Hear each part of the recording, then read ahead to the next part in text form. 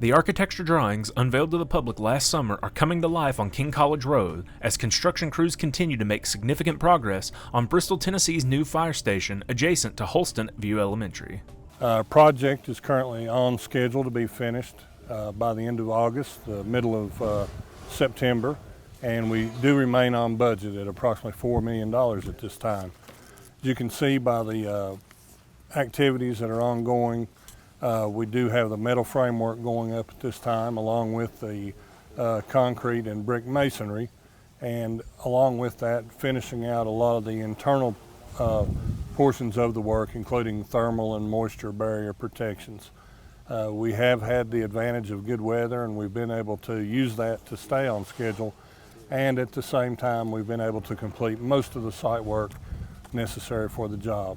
A lot of the work that needs to continue to be completed as we go along will be the interior finishing, getting most of the form and the function of the building itself going, including all necessary plumbing and electrical work, in addition to the installation of all materials for the living and working areas.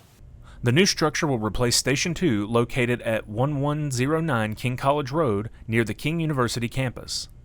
That station, built in 1962, has served the city well for the past 60 years, but lacks the modern amenities needed in today's fire service.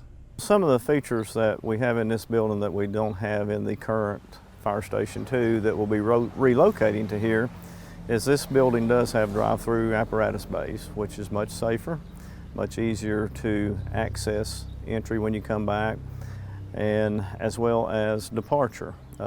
We're going to have a good departure onto King College Road, and then they will re-enter when they come back off of the access road to the school here. Another thing with those apparatus bays is if you look at fire equipment today, it's much larger than it was when that building was built in '62. And so those trucks are in pretty cramped space right now. This one will allow us to even have a reserve ladder truck running out of this station if need be. And so the bays are larger to accommodate the bigger equipment with wider entrances and higher entrances to be able to get them in. When we look at the other features internally in the building, particularly in the living space, this building does have a formal office that will be the entry point for the public that will come into. And then when we get into the actual living space for our firefighters here, we have male and female firefighters now, and Station 2 is pretty much built for one sex or the other. The sleeping quarters are all together. This one has separate sleeping quarters for 6 personnel. It has showers that will accommodate male or female. So right now they only have a restroom and shower, one. And for 6 people, that can be pretty cumbersome at times. A number of safety features have also been incorporated into the new station to protect the health of firefighters and prevent damage to the protective equipment that is crucial to the work they do. Our turnout gear now hangs on the wall in the apparatus rooms in our fire stations, which allows it to be exposed to UV rays, which degrade turnout gear, and to any exhaust fumes or smells from trucks that are in the building. This one has a separate room that turnout gear will be kept in, which will keep it protected from any carcinogens that might be coming from the trucks, plus the UV rays that do degrade the fire turnout gear.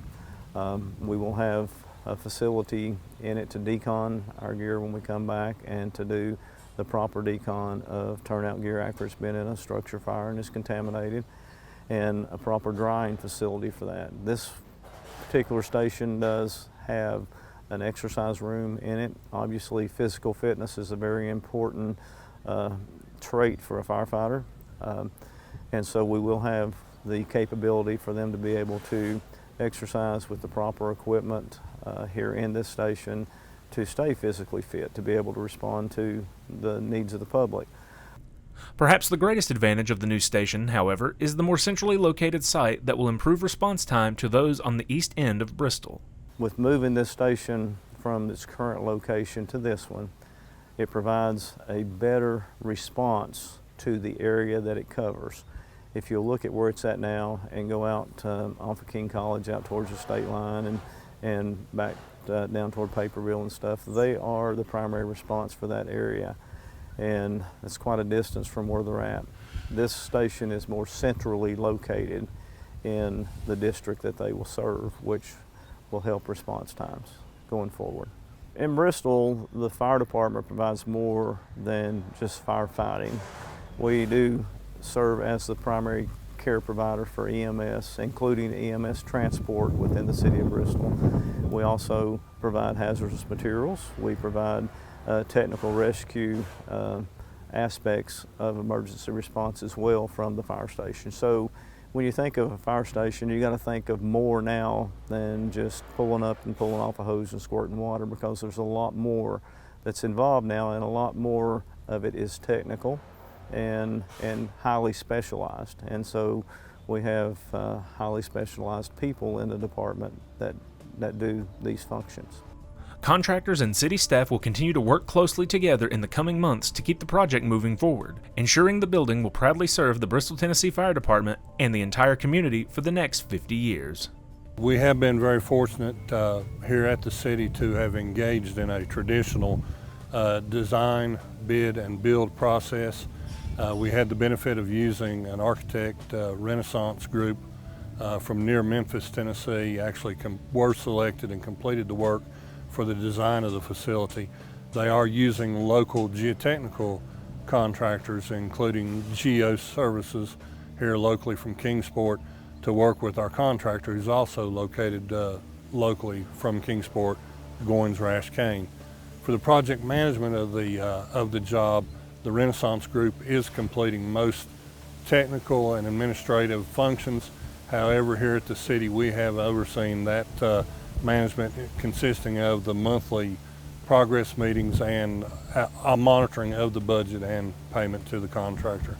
Overall, it's been an arrangement that's been very successful so far, particularly with additional oversight and management of our fire personnel, including Chief Carrier. We're hearing that people are excited about the new fire station.